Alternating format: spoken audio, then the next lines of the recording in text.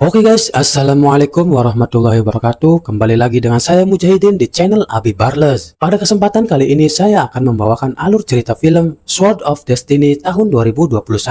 Yang mana film ini menceritakan seorang anak dari seorang pandai besi yang terbaik, yang membuat pedang terkuat di bumi dan menjadi rebutan. Bagaimana kisahnya? Mari kita simak alur ceritanya.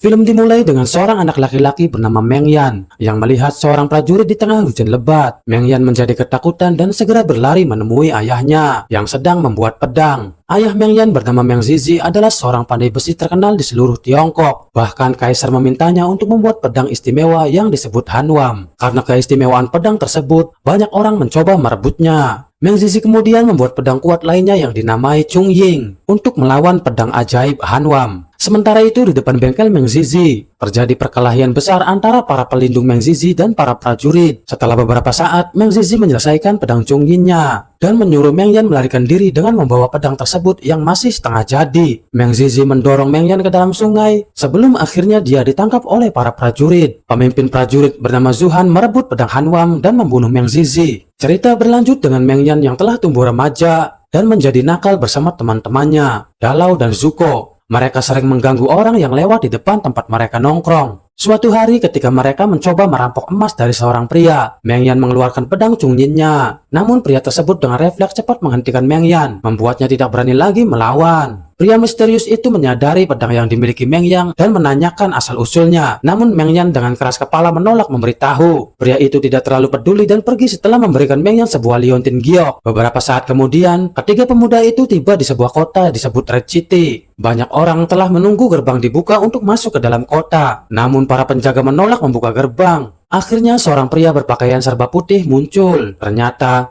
dia adalah Pangeran Dulian yang mengungkapkan kepada para penjaga bahwa dia sebenarnya adalah pangeran yang diusir dari istana. Alhasil, kepala penjaga pun mengabulkan permintaan untuk membukakan gerbang tersebut. Meng Yan kemudian menyerahkan liontin giok itu kepada seorang gadis yang tinggal bersamanya bernama Siyu. Meng Yan memintanya agar menggunakan liontin itu untuk membayar hutang mereka kepada seorang pria bernama Mr. Singh. Singkat cerita, Siyu pun pergi menemui Mr. Singh untuk melunasi hutang mereka. Juga mengarang cerita tentang bagaimana mereka mendapatkan giok tersebut. Namun, Mr. Singh menolak menerima giok itu karena ia tahu bahwa giok tersebut milik Zhongzhan. Sebagai gantinya, Mr. Singh membuat kesepakatan dengan Siyu dan teman-temannya. Jika mereka bisa membunuh Zhongzhan, maka hutang mereka akan lunas. Sementara itu, Meng Yan mendatangi seorang pembuat pedang untuk mengasah pedangnya. Namun, pembuat pedang mengatakan bahwa pedang itu terlalu unik untuk ia kerjakan. Meng Yan pun kembali menemui teman-temannya, namun tetap di luar dan mendengarkan percakapan mereka di mana mereka kesal karena tidak memiliki pekerjaan. Mendengar hal ini, Meng Yan merasa tidak enak dan memutuskan pergi ke makam ayahnya untuk menjernihkan pikirannya. Di sana, Meng Yan melihat seorang pria tua yang bermain seruling. Keesokan harinya, Meng Yan memutuskan untuk menjual pedangnya dan mendapatkan uang untuk teman-temannya. Namun, Siyu tiba-tiba muncul dan langsung menghentikannya. Bersamaan dengan itu, Mr. Singh juga muncul dan menawarkan mereka pekerjaan, yaitu mengawal seseorang pergi ke kerajaan dengan bayaran yang lumayan. Meng Yan dan teman-temannya langsung bersemangat menerima pekerjaan tersebut. Di hari berikutnya, mereka mulai berangkat untuk menemui orang yang akan mereka antar ke kerajaan. Ternyata orang tersebut adalah Pangeran Dulian. Mereka memulai perjalanan mereka sambil diawasi oleh kepala penjaga dan Mr. Singh dari atas gerbang. Di malam harinya, rombongan itu tiba di penginapan mewah. Siyu pun berpikir bahwa Dulian adalah orang penting. Saat makan malam, Meng Yan mencoba menguji Dulian untuk melihat apakah dia benar-benar orang kaya atau orang penting seperti pangeran. Akhirnya, Dulian mengaku bahwa dia adalah seorang pangeran. Meskipun begitu, Dulian tidak sombong dan mengajak mereka makan bersama di satu meja. Pangeran Dulian lalu melihat pedang Chung Ying, Meng Yan, dan menganalisa kualitas khusus dari pedang tersebut hanya dengan melihat sekilas. Setelah makan malam, Siyu dan Meng Yan kemudian mengobrol untuk memutuskan melanjutkan perjalanan mereka sebelum matahari terbit. Namun, tiba-tiba mereka mendengar suara kecapi. Ternyata musik itu adalah tanda bagi sekelompok penjahat untuk menyerang. Seketika, kelompok penjahat itu pun mengejar dan menyerang Pangeran Dulian. Pertarungan antara rombongan Meng Yan dan sekelompok penjahat pun terjadi. Akhirnya Meng Yan dan teman-temannya berhasil mengalahkan para penjahat tersebut. Pemain kecapi itu kemudian muncul dan ternyata pria itu adalah Zhongzhan. Zhongzhan langsung menyerang Pangeran Dulian. Namun Meng Yan berhasil menangkisnya dengan serangan pedangnya dan membuat Zhongzhan serta kelompoknya mundur. Salah satu anak buah Zhongzhan dengan sengaja membakar penginapan tersebut. Tetapi untungnya Meng Yan dan yang lainnya berhasil menyelamatkan diri. Karena perjalanan mereka terlalu beresiko, Pangeran Dulian pun memutuskan untuk melanjutkan perjalanannya sendirian. Namun, Meng Yan menolak dan malah meminta Xiu untuk membawa yang lain, sedangkan ia sendiri akan menemani Pangeran Dulian melanjutkan perjalanan. Keesokan harinya, saat mereka melanjutkan perjalanan, mereka menemukan sisa-sisa pembunuhan di tengah hutan. Mereka memutuskan untuk mengambil jalur yang lebih aman. Sebelum melanjutkan perjalanan, Meng Yan menggantungkan liontin gioknya di pohon bambu. Tak lama kemudian, mereka tiba di sebuah desa untuk beristirahat sejenak dan mampir di warung milik Mr. Kongzi. Namun tiba-tiba beberapa penjahat muncul. Mr. Kongzi segera membawa Pangeran Dulian dan Meng Yan masuk ke dalam warung untuk bersembunyi. Karena penjahat itu tidak menemukan Pangeran Dulian, mereka akhirnya menyeret Mr. Kongzi. Melihat hal itu, Meng Yan marah dan berniat membantu Mr. Kongzi. Namun Pangeran Dulian menahannya dan mencari solusi lain. Ia mengungkapkan bahwa tujuannya pergi ke kerajaan adalah untuk naik tahta dan membantu orang-orang yang kesusahan. Sementara itu, di tempat lain, Zhongzhen menemukan liontin giok yang sebelumnya digantung oleh Meng Yan. Di malam harinya, Meng Yan dan Pangeran Dulian mengobrol membahas bagaimana Pangeran Dulian terpaksa pergi ke Red City karena ada yang menuduhnya tidak mengikuti aturan kerajaan. Orang tersebut bahkan berencana membunuhnya jika Pangeran Dulian kembali ke kerajaan. Di tengah obrolan itu, Meng Yan pergi sebentar untuk membuang air kecil. Saat itulah Zhongzhen muncul dan menanyakan dari mana Meng Yan mendapatkan pedang Chungying. Namun Meng Yan menolak untuk menjawab dan bersiap untuk bertarung. Pada saat yang bersamaan, mereka mendengar suara aneh yang ternyata adalah teman-teman Meng Yan yang kembali untuk membantunya. Ketika Meng Yan dan yang lainnya mencoba pergi, Zhongzhen serta anak buahnya segera menyerang mereka. Dalam pelarian mereka, Galau tersandung dan dibantu oleh Zuko. Saat Meng Yan ingin membantu, Pangeran Dulian menghentikannya, menyarankan mereka untuk fokus melarikan diri. Meskipun dalam situasi sulit, mereka berhasil bertahan dan melanjutkan perjalanan dengan penuh kewaspadaan. Karena situasinya terlalu berbahaya, Galau dan Zuko akhirnya tewas di tangan anak buah Zhongzhen. Sementara Pangeran Dulian, Meng Yan dan Xiu berhasil melarikan diri. Meskipun mereka tergelincir di sebuah jurang, Meng Yan sangat marah karena kehilangan sahabat-sahabatnya. Tidak lama kemudian, sekelompok pemberontak menemukan mereka dan membawa mereka ke hadapan Komandan Chow. Awalnya Komandan Chow tidak mengenali Pangeran Dulian, tetapi setelah Pangeran menceritakan kejadian yang dialaminya, Komandan Chow merasa kasihan dan membiarkan mereka beristirahat sebentar. Di malam harinya, Pangeran Dulian menemui Komandan Chow untuk mengucapkan terima kasih atas kebaikannya. Saat itu, Pangeran melihat beberapa bilah kayu yang berisi puisi lama yang belum selesai tertulis di atasnya. Pangeran Dulian dengan mudah menyelesaikan puisi-puisi tersebut. Komandan Chow kagum dengan kecerdasan Pangeran Dulian dan menyarankan agar Pangeran sementara waktu tinggal bersama mereka. Tak lama kemudian, Pangeran Dulian melihat Meng Yan sedang melatih kemampuan bela dirinya. Pangeran bergabung dan memberikan beberapa tips bertarung menggunakan pedang. Sang Pangeran mengajari Meng Yan untuk yakin pada diri sendiri. Meskipun pedangnya sudah agak tumpul karena tidak pernah diasah. Di pagi harinya, Meng Yan dan Pangeran Dulian melihat jalan keluar di dalam gua tempat para pemberontak berkumpul. Namun sebelum mereka kabur, Komandan Chow berhasil menangkap mereka dan menyadari bahwa ia telah membantu Pangeran Dulian yang malah mencoba pergi begitu saja. Komandan Chow pun tanpa ragu memerintahkan anak buahnya untuk mengeksekusi Pangeran Dulian dengan cara dibakar. Saat Pangeran Dulian akan dieksekusi, Meng Yan mengajukan diri untuk menyalakan apinya. Namun Meng Yan tidak melakukannya dan malah memanfaatkan momen ini untuk berbicara. Ia mengatakan bahwa Pangeran Dulian adalah orang yang sangat baik. Bahkan istri Komandan Chow setuju dengan pernyataan Meng Yan. Mendengar hal ini, Komandan Chow mulai ragu dan mempertimbangkan kembali keputusannya. Setelah berdiskusi dengan istrinya, ia akhirnya memutuskan untuk tidak mengeksekusi Pangeran Dulian dan Meng Yan. Sebaliknya, ia menawarkan mereka perlindungan sementara waktu sampai mereka menemukan cara untuk melanjutkan perjalanan ke kerajaan dengan aman. Pangeran Dulian berterima kasih kepada Komandan Chow dan berjanji untuk membantu para pemberontak jika ia berhasil naik tahta. Dengan demikian, mereka membentuk aliansi baru, menggabungkan kekuatan untuk menghadapi ancaman yang lebih besar di masa depan. Sementara itu, di tempat lain, Zhongzhen memutuskan untuk berhenti dari pekerjaannya dan menyerahkan pedang Hanwam kepada Jenderal Zhan. Keputusan Zhongzhen ini membuat Jenderal Zhan marah, sampai-sampai ingin membunuh Zhongzhen menggunakan pedang tersebut. Untungnya, Zhongzhen dengan cepat menghindar dan mengancam balik sang jenderal dengan pisau. Sementara itu, Meng Yan dan yang lainnya melintasi sungai Han menggunakan rakit. Meng Yan dan Pangeran Dulian mulai mengobrol tentang pedang Chongying milik Meng Yan yang diberikan oleh ayahnya. Pangeran Dulian juga mengucapkan terima kasih kepada Meng Yan karena telah membantunya lepas dari sekelompok pemberontak. Tak lama setelah mereka sampai di daratan, Zhongzhan muncul lagi namun langsung pergi begitu saja. Kini Meng Yan dan yang lainnya hampir sampai di kerajaan, namun lagi-lagi mereka dihadapi dengan rintangan lain, yaitu munculnya Jenderal Zhu Han bersama pasukannya. Saat Meng Yan melihat pedang Hanwam yang dibawa oleh Jenderal Zhu Han, ia menyadari bahwa pedang itulah yang digunakan untuk membunuh ayahnya. Karena dendam lama, Meng Yan pun segera menyerang Jenderal Zhu Han dan pertarungan sengit antara mereka pun terjadi. Sayangnya, dalam pertarungan ini Meng Yan tidak berhasil menjadi pemenangnya. Pangeran Dulian kemudian menawarkan dirinya untuk disandera sebagai gantinya dengan syarat mereka harus melepaskan Meng Yan dan Xiu. Dengan berat hati, Meng Yan kemudian membawa Xiu yang terluka ke atas kuda, meninggalkan Pangeran Dulian yang kini menjadi tawanan. Mereka melanjutkan perjalanan menuju tempat yang aman sambil merencanakan langkah selanjutnya untuk menghadapi Jenderal Zhu Han dan pasukannya. Xiu yang tak kuat menahan lukanya akhirnya menyerah dan meninggal di pelukan Meng Yan. Setelah kehilangan Xiu dan teman-temannya, Meng Yan merasa putus asa dan memutuskan untuk membuang pedang Chongying-nya. Sementara itu, Pangeran Dulian sampai di kerajaan dan mendapati ayahnya yang sudah sekarat karena sakit. Kesedihannya semakin mendalam ketika Jenderal Zhang tanpa ragu membunuh raja tepat di depan mata Pangeran Dulian. Lebih parah lagi, Jenderal Zhang dengan sengaja menempatkan pedangnya di tangan Dulian dan menikam dirinya sendiri, sehingga seolah-olah Dulianlah yang membunuh Zhang. Akibatnya Dulian pun ditangkap dan dipenjara. Sementara Jenderal Zhu Han yang pura-pura mati tersenyum bahagia. Di sisi lain, Meng Yan kembali ke tempat persembunyian para pemberontak, namun ia mendapati semua orang terbunuh dengan kejam. Di sana, ia bertemu dengan Zhongzhan yang mengungkapkan bahwa kekacauan ini semuanya diatur oleh Jenderal Zhang. Zhongzhan juga mengatakan bahwa pedang Chongying milik Meng Yan sangat istimewa dan memiliki potensi untuk mengalahkan pedang Hanwam. Mengetahui hal itu, Meng Yan akhirnya memutuskan untuk mengambil kembali pedang Chongying-nya yang sebelumnya sudah ia buang. Tak lama kemudian, Meng Yan menemukan pedangnya tertancap di sebuah batu. Saat ia mencabutnya, Meng Yan terbawa ke suasana runtuhan tempat kerja ayahnya yang dulu, di mana ia terbayang dengan masa lalu suramnya. Meng Yan lalu menjeburkan diri ke sungai di mana ia melihat visi ayahnya. Dalam visi itu, ayahnya menekankan bahwa Meng Yan harus menggabungkan tekadnya dengan pedang Chongying untuk mencapai kekuatan sejati. Setelah visi itu, Meng Yan merasa mendapatkan kembali semangat dan tekadnya. Di hari berikutnya, Pangeran Dulian ditetapkan bersalah dan siap untuk dieksekusi di depan istana kerajaan. Pada saat yang sama, Meng Yan muncul untuk menghentikan eksekusi tersebut. Ia datang tidak sendirian, melainkan bersama warga kerajaan, Komandan Chow yang ternyata masih hidup, dan juga Zhongzhan. Pertarungan besar pun tak terhindarkan. Meng Yan tidak tinggal diam. Ia segera masuk ke dalam istana untuk menolong Dulian. Saat melawan para prajurit, darahnya secara ajaib menyatu dengan pedang Chongying, membuat pedang itu menjadi lebih tajam dan kuat dari sebelumnya. Kini hanya tersisa satu musuh, yaitu Jenderal Zhang. Dengan menggunakan semua kekuatannya, Meng Yan berhasil mengalahkan Jenderal Zhang dan menyelamatkan Pangeran Dulian. Para warga kemudian mulai bersorak-sorai setelah melihat Pangeran Dulian yang masih selamat. Dulian juga mengucapkan terima kasih kepada Meng Yan yang telah menyelamatkannya beberapa kali. Sementara itu, Meng Yan yang telah menyelesaikan misinya memilih untuk kembali ke tempat kerja ayahnya yang dulu untuk mencari ketenangan. Beberapa tahun kemudian, Meng Yan mendapatkan kunjungan dari Pangeran Dulian yang sejak kejadian itu diangkat menjadi Kaisar Tiongkok. Di situ Pangeran Dulian terlihat memainkan serulingnya, mengingatkan Meng Yan pada saat pertama kali mereka bertemu. Dan film pun tamat.